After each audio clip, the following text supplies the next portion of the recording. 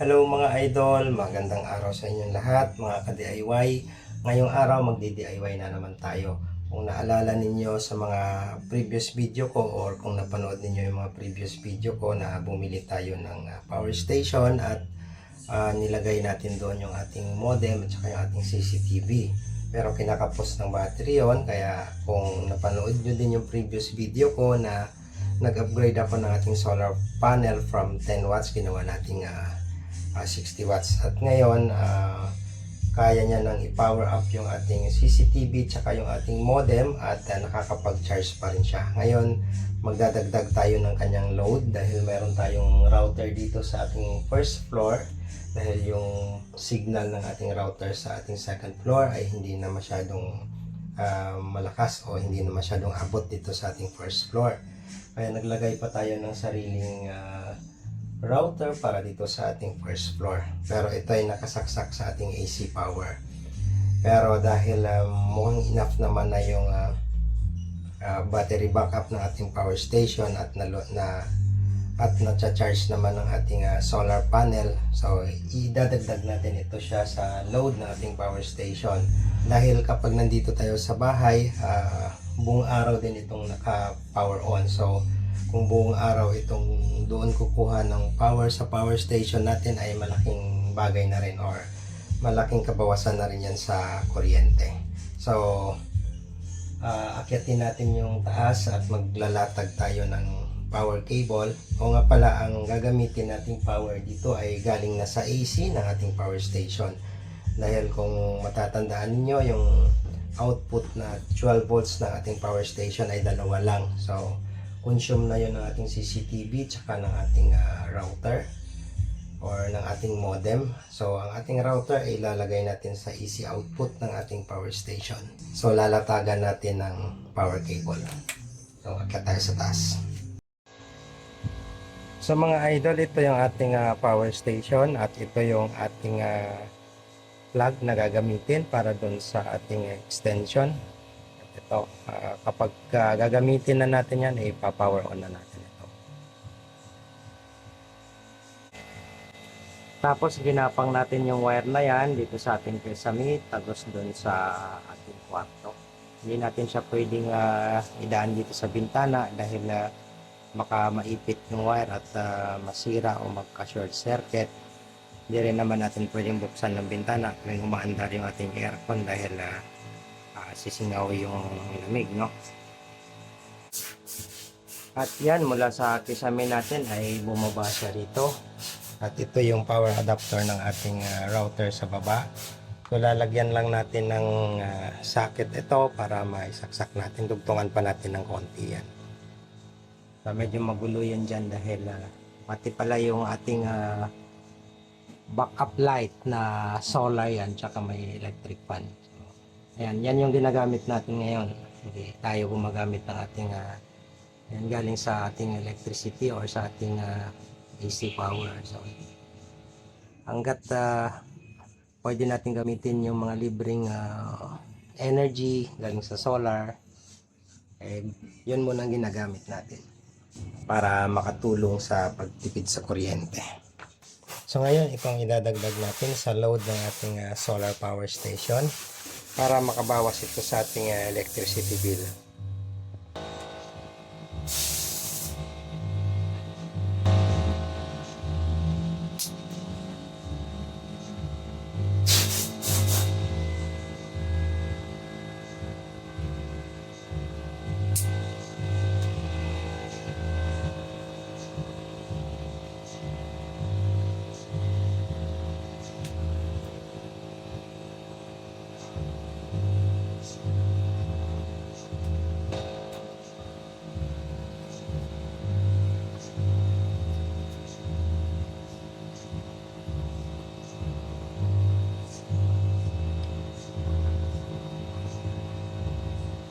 Palagi tayong gumagamit ng string tube para pangbalot dahil mas stable ito compare mo sa mga electrical tape na nalulusaw at natatanggal sa kalaunan.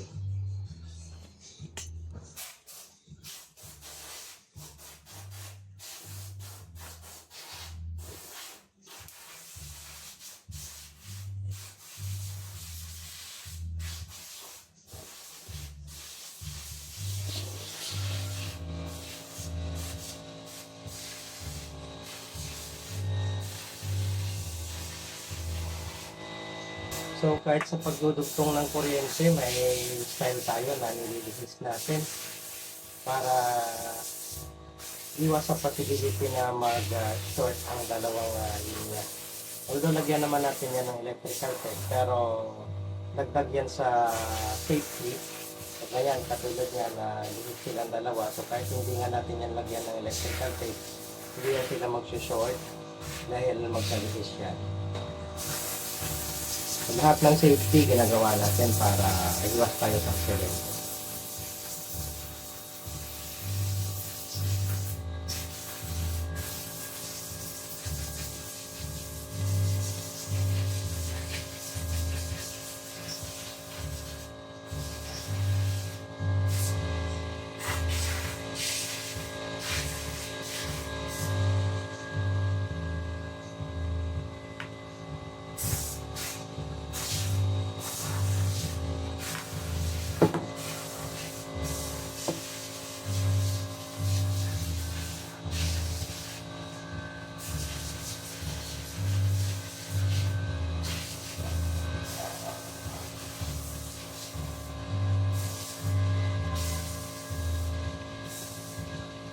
So dito yung first layer ng protection natin, naglalagay pa rin ako ng electrical tape.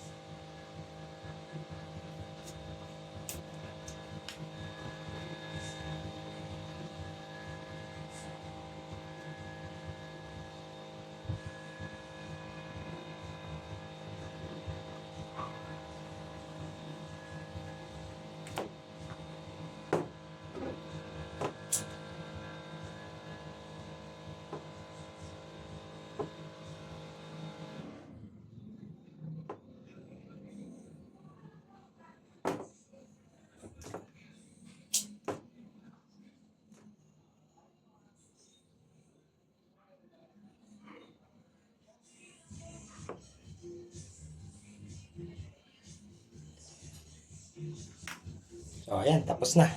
At ito yung kanyang extension.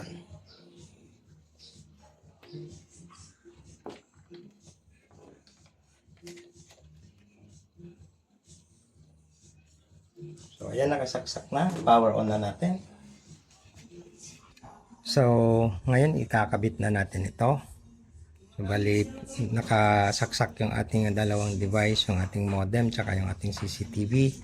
At sa current setup natin ay kaya pa rin itong mag-charge hanggang 100% basta maayos lang yung sikat ng araw. So ngayon, idadagdag natin yung ating bagong load, yung ating modem sa ground floor, sa first floor natin, at titingnan natin kung kaya niya pa rin i-sustain yung power ng tatlong device at kung kaya niya pa rin mag-charge. So, kakabit natin.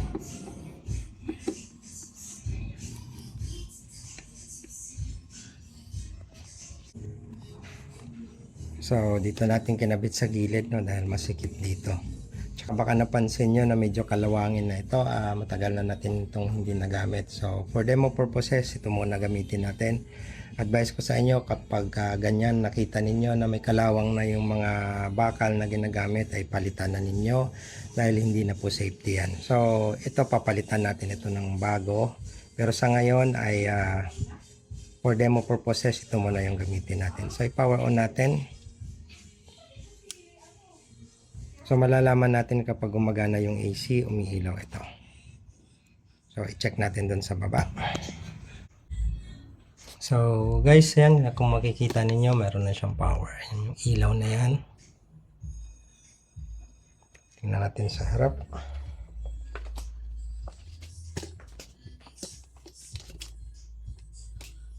At yan na nga.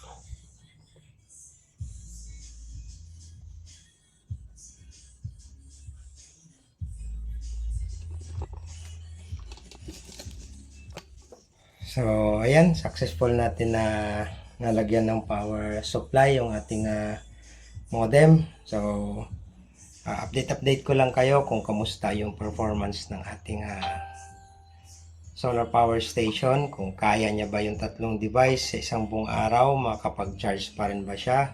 Basta follow, like, and share na lang po para updated kayo sa mga susunod ko pang mga video. God bless!